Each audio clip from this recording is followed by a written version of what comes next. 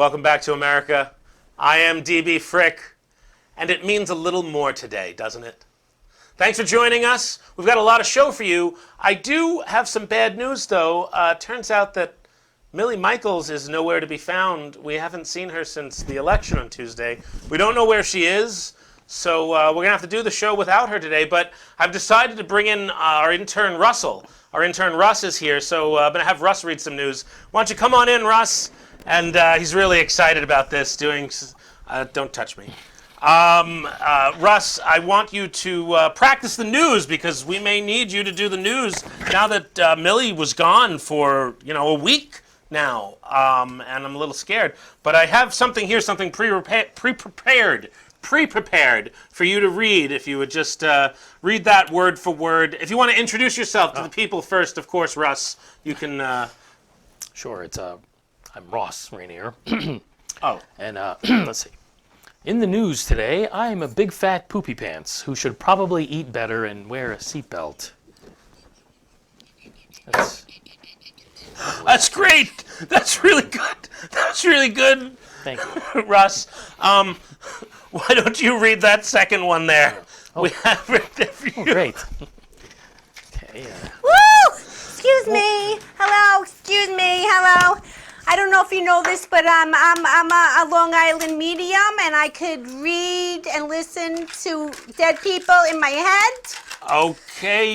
We're doing a show here. I'm trying to teach Russ how to do the news. Sorry. I just want to say, Larry Jr., keep your hands off the prosciutto and the provolone. It's mine. We're not live. I was at the nail salon, and some spirit came over and just grabbed my gorgeous hair and just made me come over here to tell you guys you're in trouble. Well, he's really in trouble. If I was you, I would start getting the papers ready. Preparing. Anyways, so there's this female energy around you, like a mother, a sister, a cousin, a friend, somebody down the block, an aunt. Female, who's deceased. Who is it? I have a dead aunt. Dead aunt. Okay, yeah, dead aunt. Okay, that's it. Okay, she's a dead aunt that looks. You guys could pass for being twins, right? Only she has more facial hair. No. Okay. Absurd. What does 44 mean? That's the 44? How old I'm going to be next year. DD, 44 double D. Double Dragon, like Dungeons and Dragons? A rental unit? Is it something like that? I'm feeling like she's thinking like you're wearing something of hers. Does that have anything to do with the 44 I wouldn't. I'm not D, wearing maybe? anything of my aunt's. That would be absurd. All right. You, my friend, be careful of moving cars. Wear a seatbelt. Okay, now, I'm getting this vision. Usually I get a message like when I see a litter box with a lot of cat poop all around. That means the message is there's a big mess. Like, what's going on here? Okay, do you have dirty dishes? Yes, everybody does. I don't. You have dirty dishes. Okay, that makes sense now. And, who pees in the sink? I don't. There must be Russ over here because I don't. Well, I'm going to speak for the spirit. Use a toilet. So you only got about 10 days left to live. And, yeah, so, I was, wondering about, with a lot of lather going on in the shower. There's a lot of lather, and it's like an hour you're in there. All I'm going to say is who's doing that, they're going to go blind. I am not taking too much time in the shower. Teresa, we have some pictures of you throughout the years from when you first began your career. And look how your hair is kind of smaller than it usually is. Oh, it's a very good picture of you. Thank you. Then we have some other pictures of you. There you are. Out, Larry. Your hair is so big it can't even make it into the picture. And that's when my nails were short. Yeah, you could dig a grave with those nails. I have. Larry's lucky I didn't finish. Yeah. Oh, yeah. So, and there you are. Pretty. That is your hair at its biggest. You could have a family of welfare recipients could live in your hair. Victoria's it's kind of been amazing. Doing my hair. She's so good. She's so talented. Yeah. So beautiful. Thank you. Well, we got a lot of show coming up for you. Yeah. Thanks, Teresa, for coming on the show. Oh, I didn't Really? mean to. I gotta go get my nails done. I got a dead soldier. I gotta go fix it. My nails are in mourning. That's why they're brown. Speaking of dead soldier in mourning, sorry about the upcoming death. Yeah? Yeah. Okay. Well, if he What are you buckles working up, on? he'll be okay. I should probably He'll start buckle writing my up. will. You're working on your... My will, Oh, okay. Well, while Russ is working on his will and Teresa finishes recording the session, I'm you done, check I'm out done. our 3 guests today. We've What got the hell Brenna is Judkins this from going San on Diego. over She's here? an improviser. She's really funny. Awesome, awesome woman. We also have Aiesha Alia Dukes, who's a singer, performance artist. She's so good. You have a video after her interview. Please Yeah. check it out. Yeah. And thirdly, Yeah. and importantly also, we have Dr. Laura Hayden. Dr. Laura Hayden, comedian, very funny woman. Check everybody out. Stay tuned after Yeah, this. your bra strap's showing in the back. What? I know it's a bra, 44 double D. It's not a bra. It's a bro. I don't know. It's something. Can I get the car? Can I get the car? Okay, I gotta go. I gotta go see you, and she's doing my nails. See ya.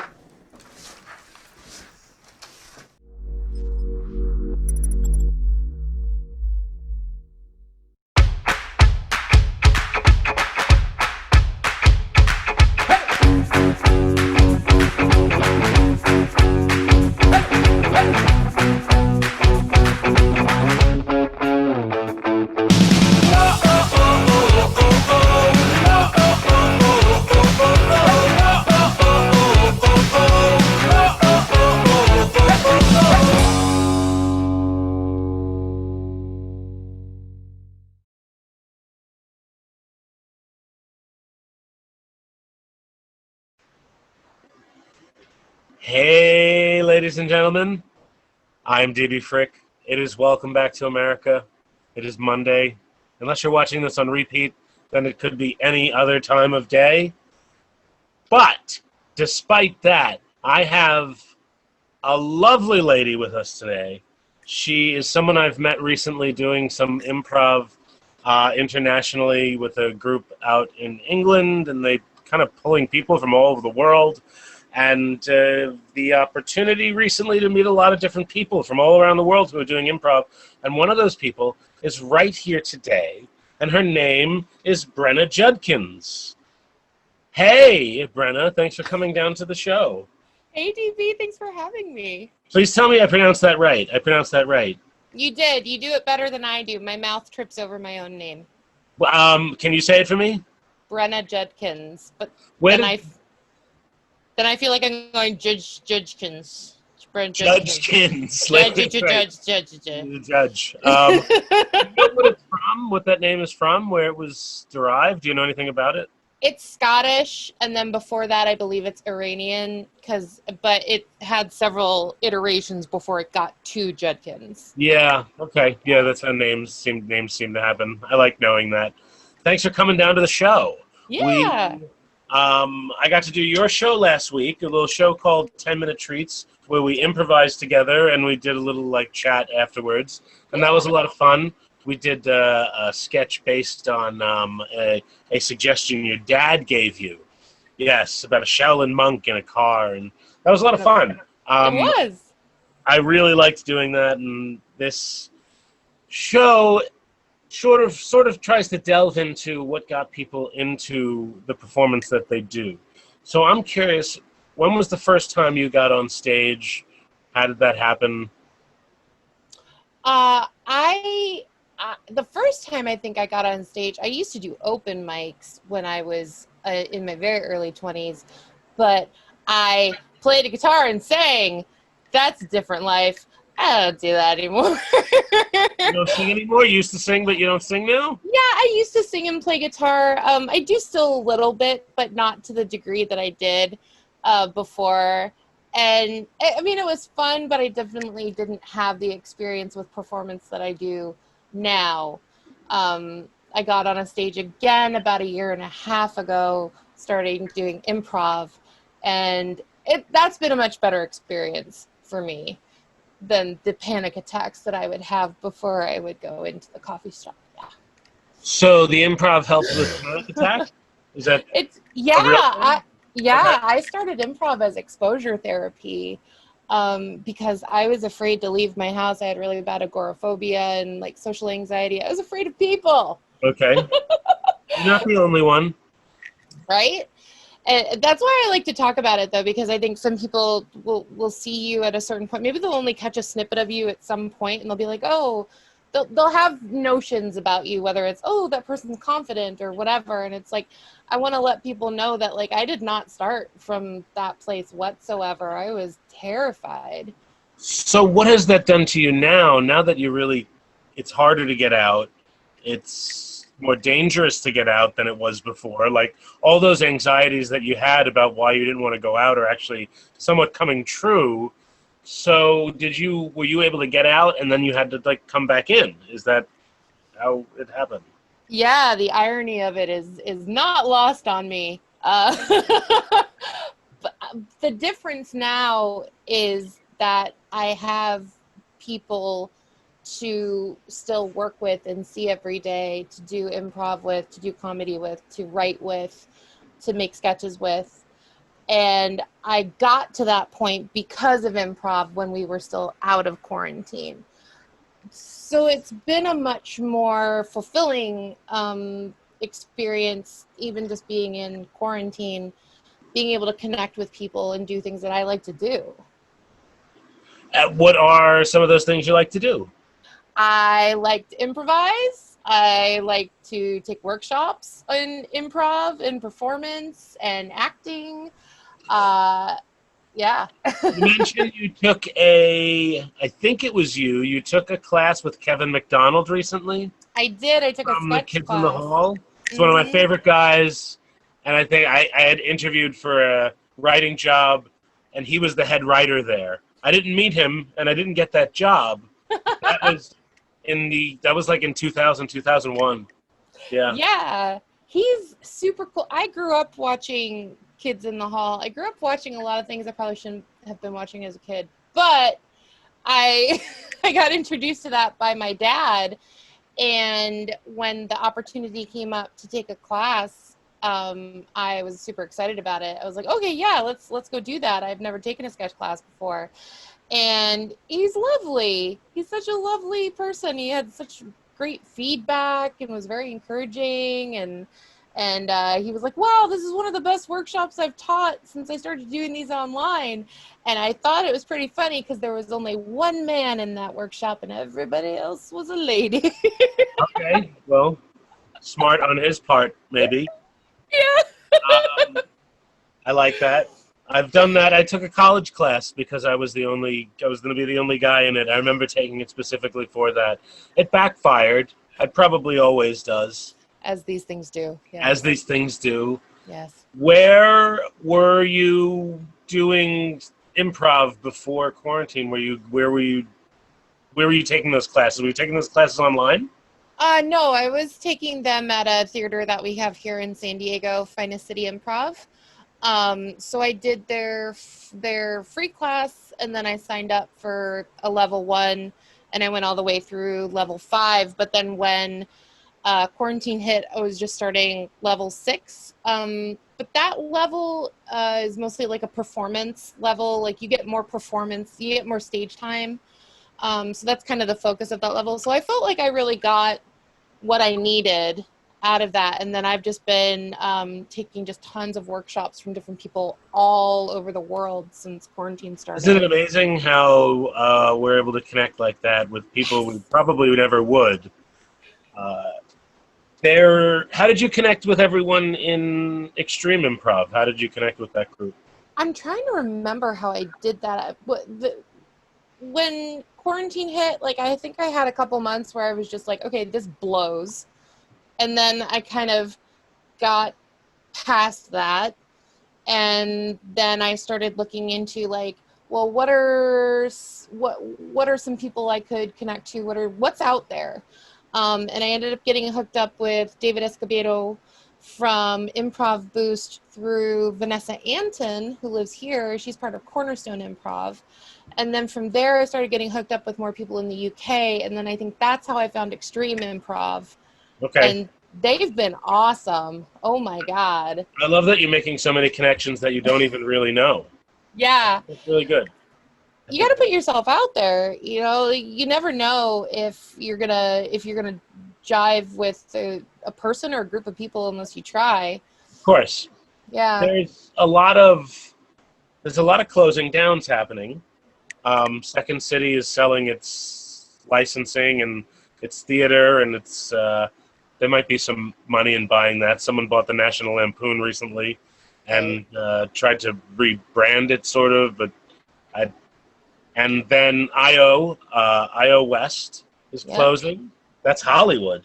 Place in the middle of Hollywood. That's like the epicenter of entertainment, somewhat. Yeah. You can say that about a lot of places. And also Dangerfields is a comedy club out in New York City that just closed. It was a terrible place. It was a really disgusting place that should have closed long ago. Whenever I went there, I thought, like, I really don't want to touch anything. It was like, it was coronavirus-y. And I've been going to that place for like here and there for a long time, and it's just, where do you think entertainment can go? How long do you think might it be before people are able to get back on stages in front of audiences? Have you seen any of that? Have you seen any live improv shows? That's a hard thing to do live with more than a couple of people right now. Maybe you could do it with a two-person thing. There's a couple different things. In some places in the world, they are a little bit more opened up, and you can watch live streams of things where people can be close together. Like in India, for example, I know like City Lamps has been doing some live stream shows, and they're all together on a stage. And they do it in English? They do the shows in English? I'm not sure that their show is in English entirely. I have not actually had a chance to check one. I missed the last one, and then the next one's coming up, but I have something at the same time. So I have literally never watched, and this is terrible, as someone who's done improv for 30 years, I've never watched anything but improv in English. And it's weird. I've never thought about it before. I was actually talking to my guest today about that, where a lot of the people who are involved in improv internationally have had to make this concession to do improv in English just to participate, because it is sort of such a westernized, I mean, it originated in the West, but it is a westernized medium. And so in order to feel like they can participate, they try to, they do it in English. But then there's that sort of feeling like maybe of a little less confidence, where it's like, well, this is not my first language, I hope you're not judging me, kind of feelings. You get more ownership of it if you're doing it in your own language. Exactly. I guess that. Yeah, people like, I know that from learning languages, like, you can have different personalities from language to language to language, just for what you can express. So it must feel very limiting. So that's kind of something that I want to get more involved in, is like learning more languages so that I can be more for those people. Now, I actually thought you were in your 20s. I thought you were like 25. I'm 37. 37 years old. 37. Yeah. Oh, wow. Okay. Well, that's great. What can I say? No, it's fantastic. Very lucky. I wish I had that kind of skin. Timeless. Timeless skin. Now, I have a couple of like more silly questions. Yeah. If you could have a superhero power, what would that superpower be? Flight. The power of flight? Mm-hmm. I don't drive. I don't like to drive, and I don't drive. Yeah, you can get... San Diego's a city that you don't really need to drive in. You can really get around it. It's one of those cities. Is, but it also, like, people are like, oh, you don't drive? Like, it's that kind of place. So. Yeah. So is Long Island. I'm on Long Island, and it's like getting from there is a bus system, but it's not really necessarily going to be very fruitful. I had a job 15 years ago working in like marketing, and I took 3 hours on the bus.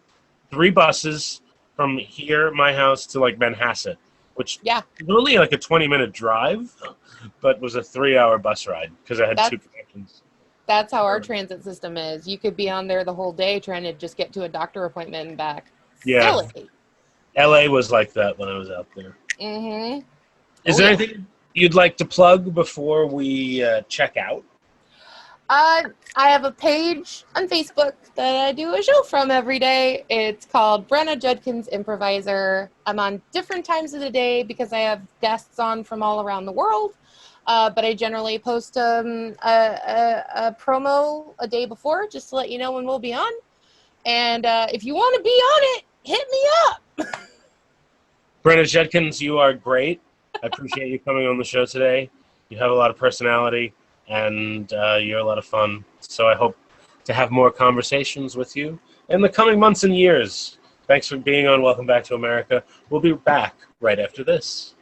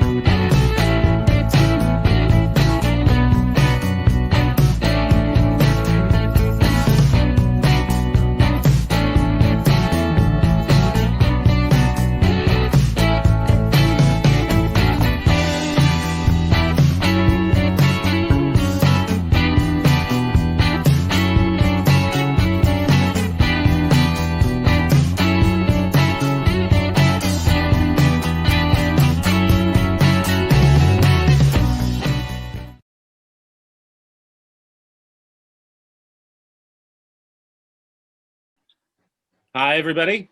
Stevie Frick here. Welcome back to America. We've got another interview in front of us.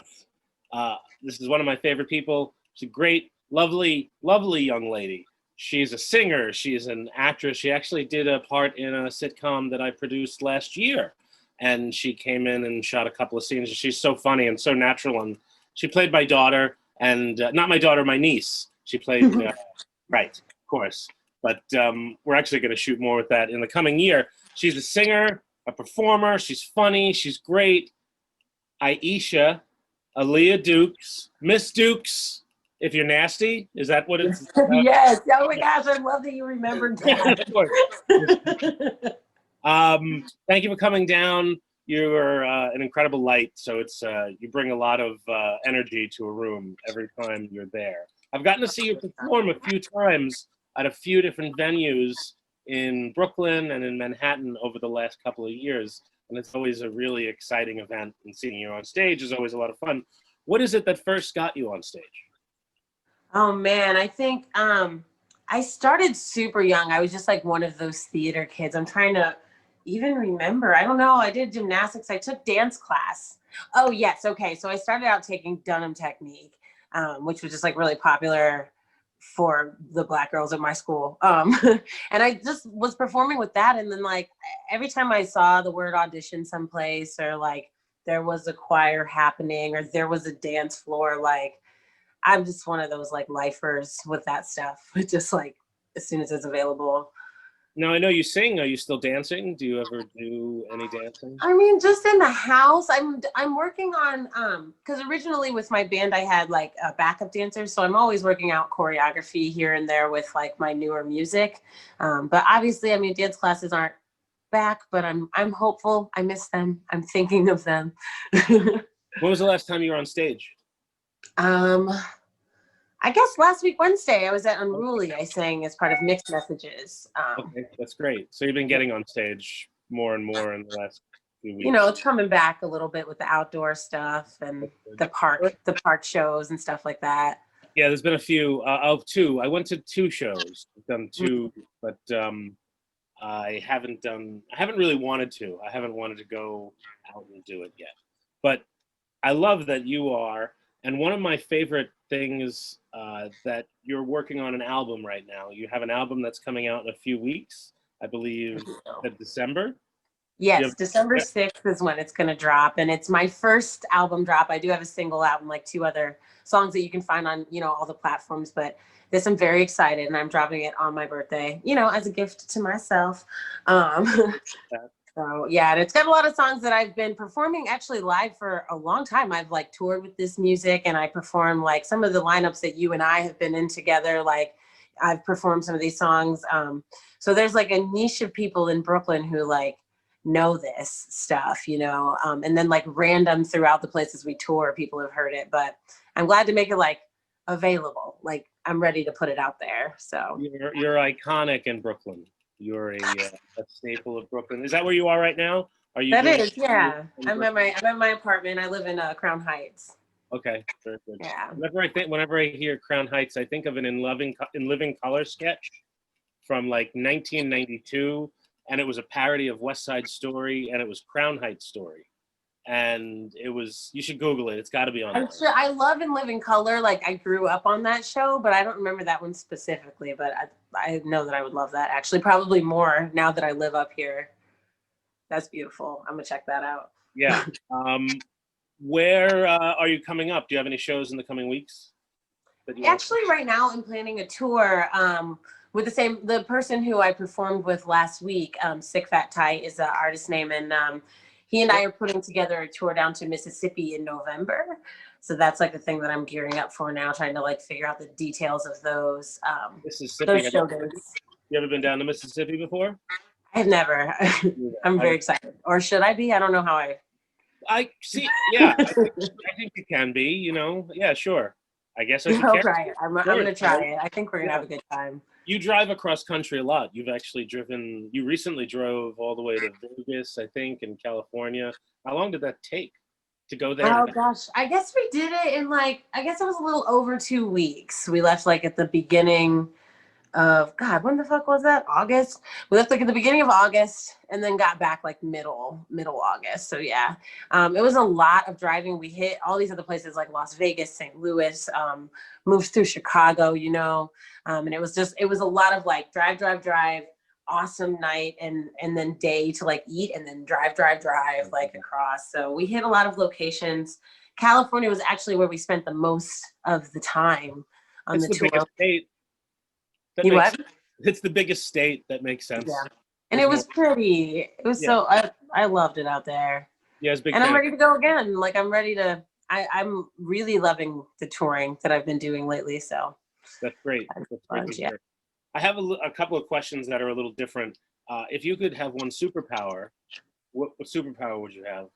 I've thought about this, and I think it's the ability to stop time. I am a chronically tardy person, so like just trying to get ahead of the game. Okay. I want to move about while time is frozen, so I can catch up. I think that's a great answer. I think you'll like this next question too. Then, if you were on the run with lots of money on your own, where would you hide the money? Man, okay. I feel like the safest bet would be several places. And I also feel like in case this happens to me, I'm gonna leave some of those places out. But I think I split the money up and distribute it among a few people who I trust. Begin new accounts, preferably the accounts where they give you a sign-on bonus, like the one, the Chase where they give you $300. I'd open one of those. I know I'm on the run, so I'd probably be doing this from state to state, I'd toss some my mom's way, Okay. And then there'd be like mattresses or drawers, some hard cash on me too. I think if I split it up, then even if some of it gets seized, you gotta have fingers in different pies, You tell that like someone who's obviously thought about this. Yeah. You never know what life's gonna throw you, but if it's a bag of money, you better be ready. Oh yeah. Cash. I'm terrible at sports too. I totally miss it. I was the kid who couldn't throw the football. I got hit with the ball and baseball all the time. It was bad. You're speaking my heart. Oh my gosh, like crying in dodgeball. Like I was a big target, so it was not to hit me in dodgeball. And everyone else, those little smaller kids, of course they won. Yes, yeah, they're agile. It's not fair. Yeah. So I appreciate you talking to me today. This was a really awesome chance to have you around. And so your album's coming out. Where can people go to see the album again? I think I'll be streaming on all platforms, but I encourage people to go through Tidal because they pay the artists more, and I'm like, I'm happy to accept your gifts. So Oh, Miss Dukes. So if you just go everywhere you go, just Miss Dukes. That's how Yeah, I I tell think people too. the updates will be on my Instagram and social media, so I think following Miss Soup's music, I'm going to keep the updates about dates, and like I'm putting together a release party right now, and I'm going to have like several performers in the community, like the Brooklyn Wildlife community, Okay. do the lineup for that. So yeah, I'll be putting those dates out there through my Instagram mostly. That's fantastic. Do you play any instruments? I am trained in 3 instruments. I don't practice, but I speak the language. I went to school for music. So I play it to write, I'm like, maybe one day I'll bust out with a guitar or keys or something like that. But usually I just play to support when I'm writing my music. Now you say you went to school for music. Did you go to a conservatory? I did not. I went to a state school, so I had to, because my goal originally was musical theater, and I moved here and did a lot of that, and it was like in Broadway world, and Broadway bartender, and like I had a little bit of an experience with that first, and then kind of moved away from it to do my own thing. But went to school and double majored in music and theater because like I didn't get into a conservatory. So at first, it was a lot to take on, but it's so cool because I think the conservatory program teaches you music for singing, and music for shows. I learned music theory. I had lessons, I was meeting with my violin teacher, and I was meeting with my piano and guitar, and I was in a piano class, so it gave me a lot more of the language to communicate and create musically than I think I would have gotten in a conservatory program, I feel. And you said piano, violin, and what else? Guitar. Okay, Yeah. so my father was a pianist. Okay. He said, and he went to Hunter so long ago in like the late 60s, but he taught most of his life. But that he always said that the violin was the most difficult thing to get. So the quarter tones, like you can be so close to a note, and it's all muscle memory too, to move up and down the neck, because there's no frets on that. It's not like a guitar where it's marked where you're supposed to put your hand. So it's that's why it's so beautiful when people get it. So you play 3 instruments. So my guess is you also probably speak at least 2 languages. I speak a little bit, like very functional Spanish and French. Like I can ask where the bathroom is and where the bank is, and I can apologize and I can say thank you. And I like with Spanish, I have a little bit more understanding, but I would not call myself like a speaker. I'm a student to the language currently and forever. I like how like I can go to the bank. You can do those things. I gotta hide that money. Apologize. And I was like, I would need to know how to apologize, because I would apologize a lot. That's just the way I am. But yeah, thanks for coming down today. It was great talking to you. I hope we see each other in person very soon. Me too. It's been too long, and as time goes by, the holidays are coming up. And I'll be in the city, so at some point. Yeah, yes, I hope. Yes, we should definitely link up. So be well, Godspeed, and we'll talk to each other soon. Thanks you so much. Welcome back to America. We'll see you right after these messages. Awesome.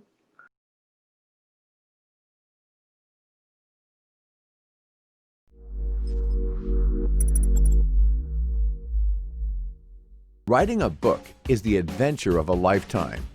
Red Penguin Books take pride in giving our authors a publishing experience that is stress-free and celebratory all the way. Some of our authors first approach us with no more than an idea for a book that's ready to sprout. Others submit completed manuscripts. Whether you're at either end or anywhere in between, our goal is to get you published. At Red Penguin Books, we offer options and opportunities that are unique in the world of publishing, and all of them are designed to keep you, the author we so deeply respect, in the driver's seat, unlike other publishing houses. So, if you want to write a book and are looking for a publisher, we've got you covered. Red Penguin Books deal in publishing services, book development, and ghostwriting for digital, print, and audiobook. Call us at 516-448-4993 or visit our website www.redpenguinbooks.com. 1 2 1 1 2 1 2 1 1 2 1 2 1 1 2 1 2 1 1 2 1 2 1 1 2 1 2 1 1 2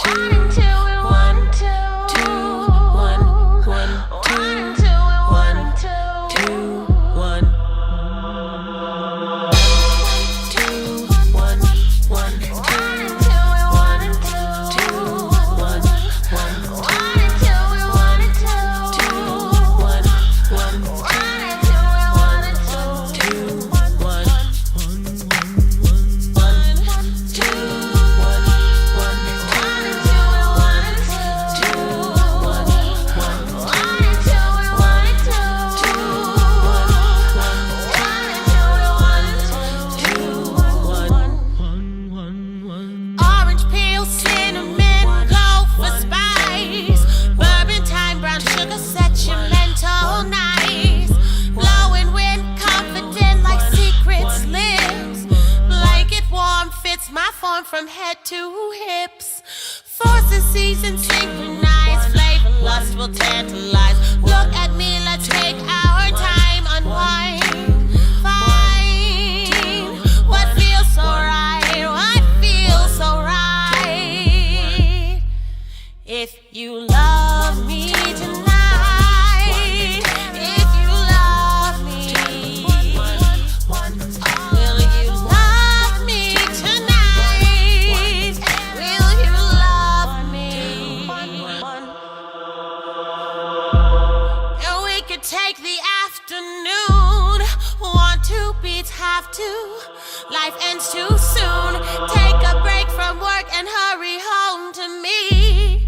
It's when you stop looking that you really see. Warm and night will be alright. I need you near. I can't fight that it's not right when you're not near. If you love me tonight, if you love, thoughts of us invade my head.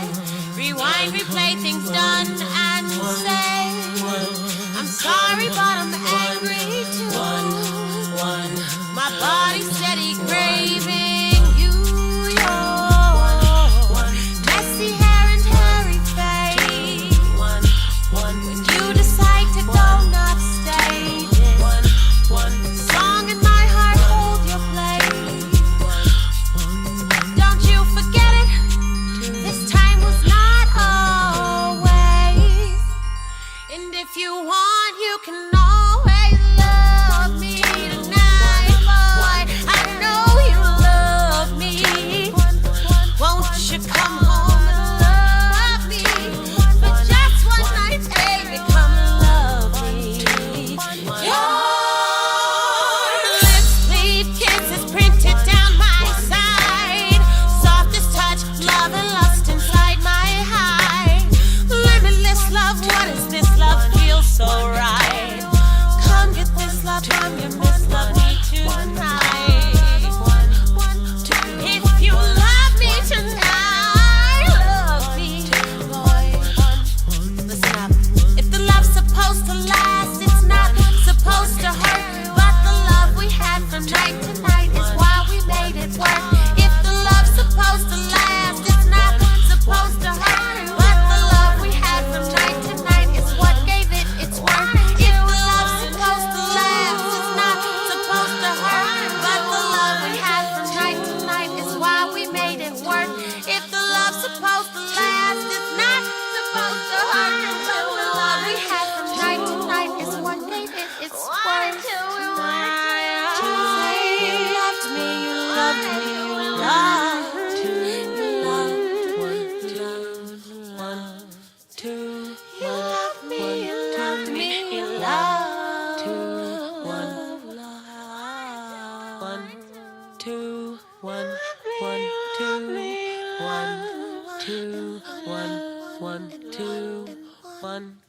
two, one, one, two, one, two, one.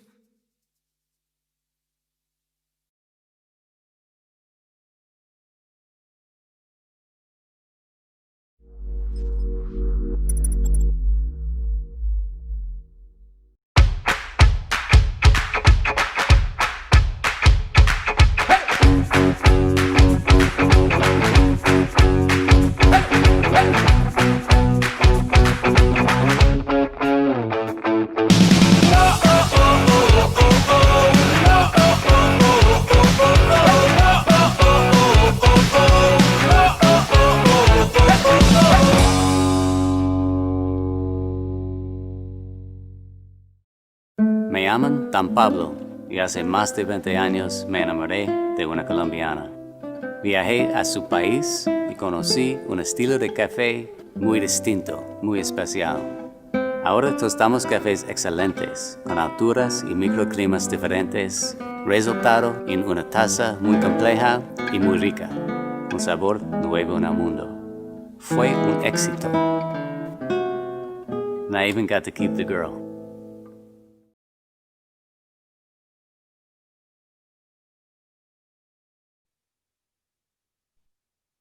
Hi, everybody. Thanks for coming down to Welcome Back to America once again. I have a very, very, very funny lady with me tonight. She is a doctor. She lives out in LA. We've met a couple of times over the years in New York City, a couple of shows. I think the Grizzly Pear brought us together way back, probably about 3 years ago. She's one of my favorite people to read online. She actually says something. Most people just fight and say stupid crap. But Dr. Laura Hayden here actually says things that are smart, puts words online that maybe you don't know, little trivia tidbits. Today's was great, but I can't remember it right now. Ladies and gentlemen, Dr. Laura Hayden, thank you for coming down.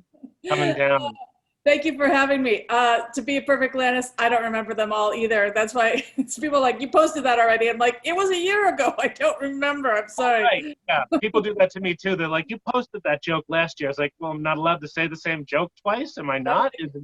The trivia is still good, whether I did it before or the word is still a valid word, whether I used it before. And we probably didn't remember it. So if you remembered it, good for you, because I didn't. Right. So I probably words don't generally stop being words. Exactly. So they're golden forever. Yeah, they're green. Still working. One of the things we do on this show is we talk about history and comedy. I want to know what made you get on stage for the first time as a comedian. When was it? What were the circumstances? This is I will make this story that's long as short as possible, and I can fill up the whole interview with this, so I will get to the chase as quick as possible. I got on stage by accident. I was not choosing to be a comic. If I've been doing comedy 19 years, if you asked me 20 years ago if I'd be doing stand-up comedy, I'd ask you what you were smoking. I am not a natural extrovert. I am an introvert.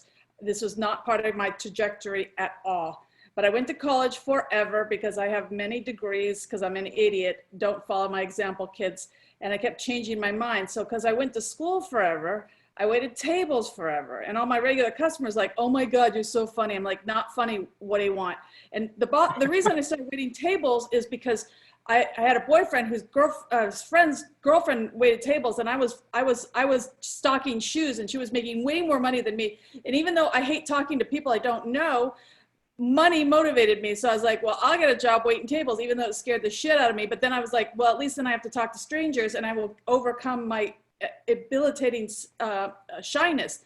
And so I was pathologically shy as a child. They would have put me in therapy, no kidding, for the amount of introverted shyness I had. And so when I started college, I purposely took all the speech classes, even though they terrified me, and I would turn bright red. I mean, Albert Brooks from Broadcast News, like that's what we're talking about with me. I know what you're talking about. Yeah, that was totally me. I would wear turtlenecks so you couldn't see me sweating, black turtlenecks so you could, and I would turn so red that my face afterwards would be still like cherry red afterwards. And my friends are like, I mean, hours later, my friends are like, you must give your speech today. You're still flushed. I mean, I'm talking like 3 hours later, they could still tell. So anyhow, I waited tables because I was more motivated, and then I had to talk to strangers. And then I got married, and my now ex-husband, but husband was like, "You're so funny, you'd make a good stand-up." And I'm like, "Yeah, what do you want?"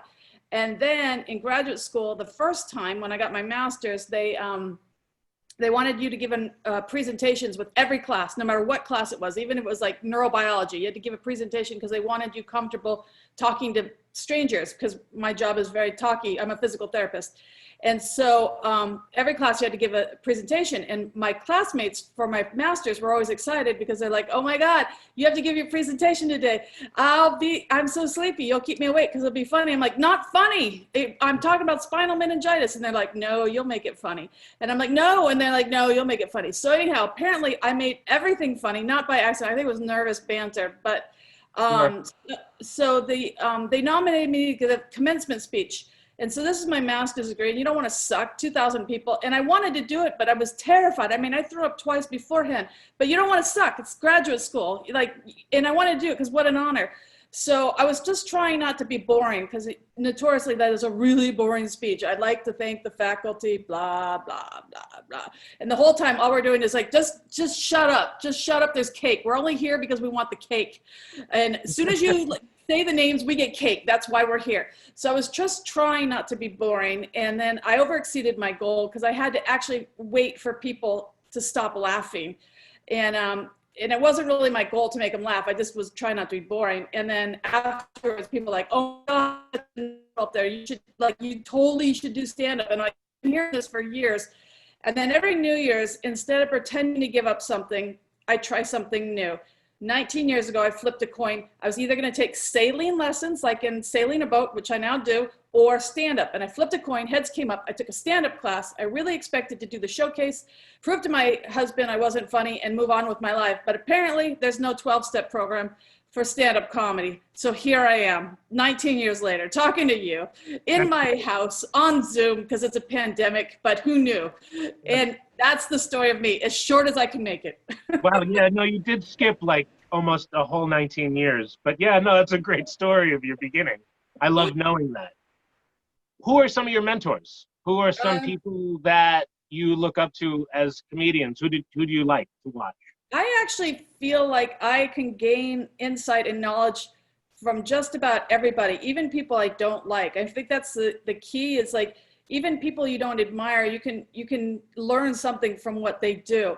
I mean, my own personal flavor of my favorite stand-ups, I mean, the person that was probably most influential in my early career is Jeff Jenna, if you know him. He was my teacher, longtime comic. Anyhow, he was my teacher, and he's like, he doesn't particularly love female comics, but he's like, "You're pretty funny for a girl." And so he's old school. He's old school. Anyhow, my favorite comics are probably Eddie Izzard. I love him. I love Richard Pryor. I love Chris Rock. Early, I mean, I know he's fallen from grace, but Bill Cosby, Chocolate Cake for Breakfast, is still one of my favorite things ever.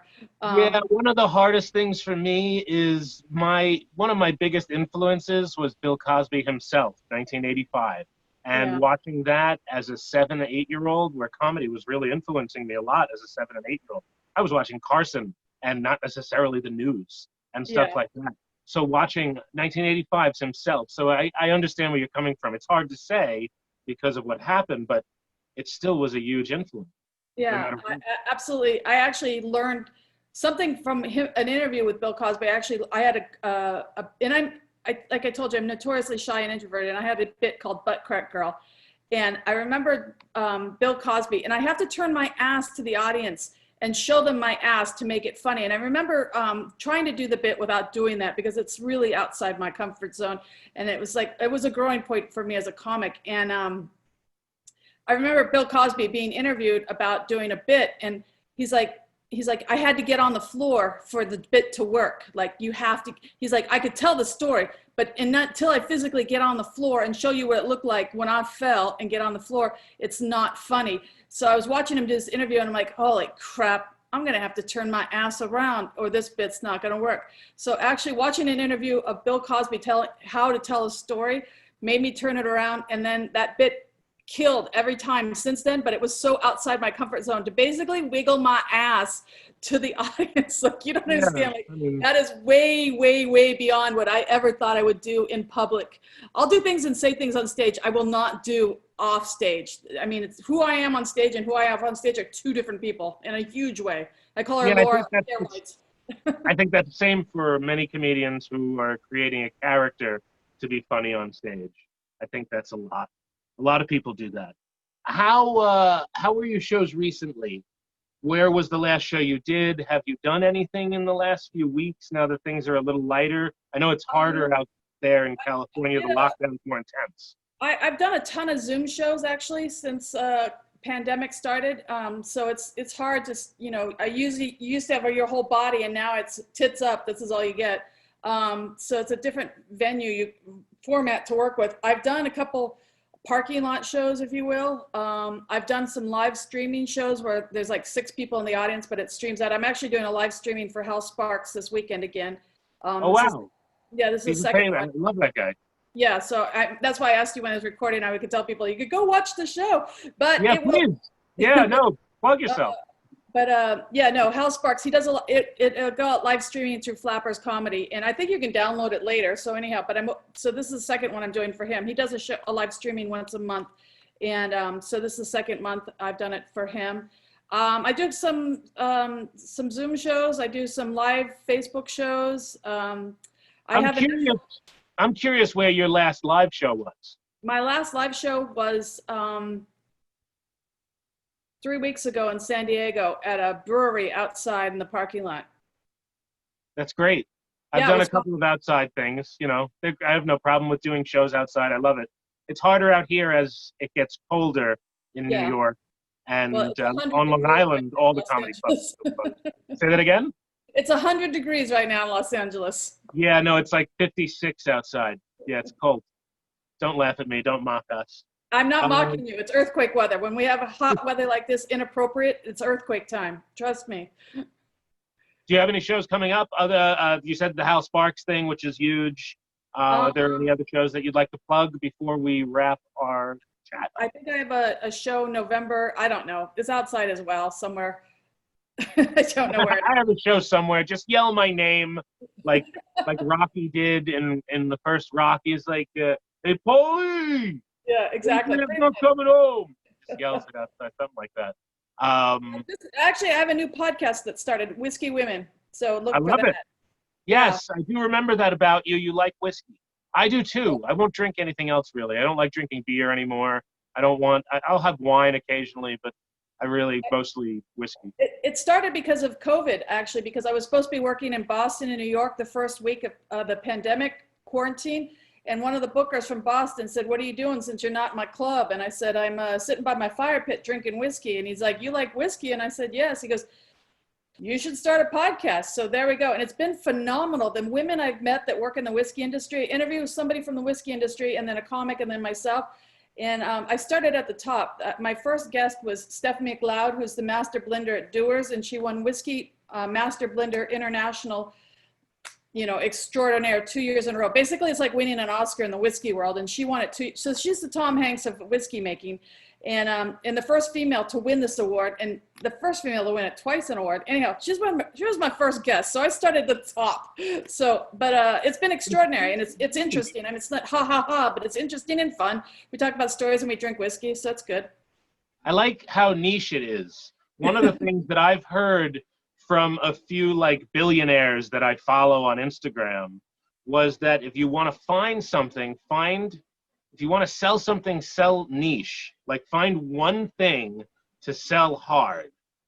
And that's the advice that I've read recently and seen. So I like that. I don't think a lot of people are doing that. To just talk to women in whiskey. Yeah, I love the subject. I would check it out. So yeah, you got one more. In the whiskey industry, very talented, extraordinary women in how they came to be who they are in the whiskey industry. So, eventually I'd love to have a whiskey tour, whiskey women comedy tour, in high heels, of course. Of course. Without those. That's right. That's right. We have to talk about your high heels. I brought that up. One of the things that Laura is known for, always pictured on your pages, you in stilettos and jeans. Nobody looks better in stiletto and jeans than you. That those are great. I love those. And how many shoes would you say you have? How many? I probably have 300 or 400 pairs of shoes I would never let my patients see me wear. I mean, this is horrible for your back, hips, and knees. I mean, look at that. That's terrible. Oh, tell me about it. Yeah. No, I don't have any of those. I do have a lot of uncomfortable shoes, though, from DSW. Yeah. Yeah, DSW, they should sponsor me. I've bought a lot of shoes. This is my most expensive pair right there. Can I ask how much it is? Mortgage payment. I've had them for a long time. Who makes them? I'm talking to you about who makes your shoes. Alexander McQueen. He died. I should probably. I know who Alexander McQueen is. I know a guy who actually worked for him and designed dresses for him. He's brilliant. Brilliant. Yeah, no, the guy who worked for him was brilliant too, but obviously doesn't work for him anymore. No. Laura. Yes. Hayden. Dr. Laura Hayden.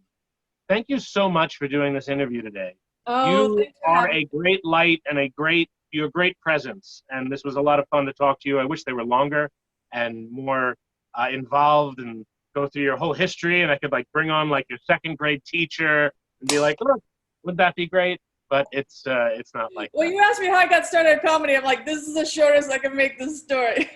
Oh no, I would have loved the whole 15-minute story. It would have been great. It started with me crawling under the classroom in first grade, trying not to ever have to talk in front of the class. Is that true? Yeah. Oh God, yes.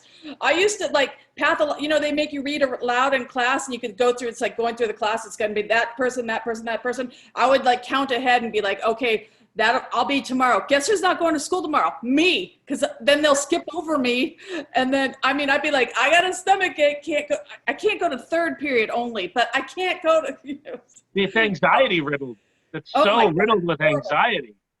They would have put me in therapy. I'm not even kidding you for what I was like as a child. I mean, I was pathological. I wouldn't even call. I hate talking on the phone. It sticks from that because I hate having to talk to a stranger. Like even to call a store, the hours of operation is terrifying for me. Like not anymore, but I still don't like it. But as a child, oh my God, no. Talk to people you don't know, frightening, horrible. I don't remember having too much of a problem with it.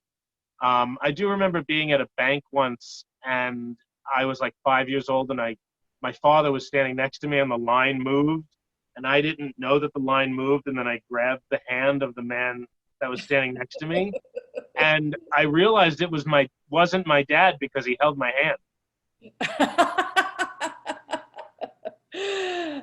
Even now, when I have to cold call for things, I'm always like, I have to go through the psyche in my head, and this is so stupid. But for people who have phobias like I do, what you have to do to psych yourself up for things you don't want to do is like, you gotta have to go, okay, I have to make this phone call to somebody I want to talk to. What's the worst thing that could happen? They hang up on you? They yell at you? They don't answer? Can I live with that consequences? Yes. Then proceed. I mean, I actually physically have to go through that in my head sometimes. Yeah, I can see that. I can see that you take that seriously too. We also have an election coming up. I know that you have your ballot right there. I know, it came in the mail today. Yeah. Well, that's going to be funny because this will be on November 2nd, and you'll be you saying, "I just got this today." People think that's like, "Oh God, you got your ballot today." The mail really is bad. Let me show you the gas mask I also got from Amazon today. I should probably show those together. Please. It was really great to talk to you, and we can continue many conversations over our lives. But yes, this one must end. Live in New York, please. Live in New York, yes. When you come down to do your shows in Boston and New York. Yes. It was great to chat with you. You as well. Thank you so much for having me. Yes. This is Welcome Back to America. Thanks for checking us out. We'll be back right after this.